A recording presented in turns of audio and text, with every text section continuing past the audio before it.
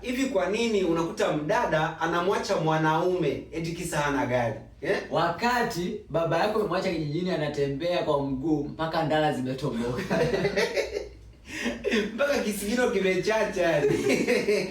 Wadada, hivi mnaona hiyo kitu iko sawa kweli? Hebu leo tunaomba mtuambie, ili tujue kabisa kwamba ni sawa au sio sawa.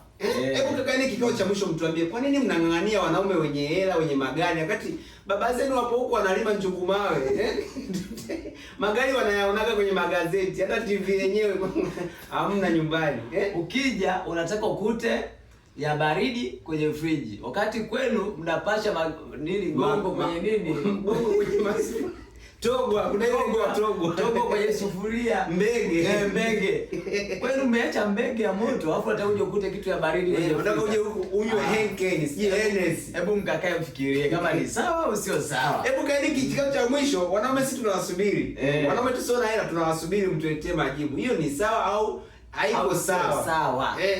Anyway, sio sawa ni ngoma kali sana. Au vipi bwana, kwa watu wote ambao mnapitia changamoto za mahusiano, au vipi bwana, kutoka kwa mwanangu hapa Make Music, msanii mkali sana anakuja kwa speed. Au vipi bwana? Make sure umeenda YouTube, umesikiliza sio sawa, Make Music sio sawa. Nyimbo bado mpya kabisa, nyimbo kali sana. Bwana, wa ile nyimbo mwanangu sio poa. Ile nyimbo mwanangu kali. Sio sawa kweli. Mimi mwenyewe nafunika kombe. Kama mkuu umebariki, basi naombeni mkasupport, inapatikana YouTube, platform zote. Digital platform zote nyimbo hizo. Unaweza kusikiliza kote.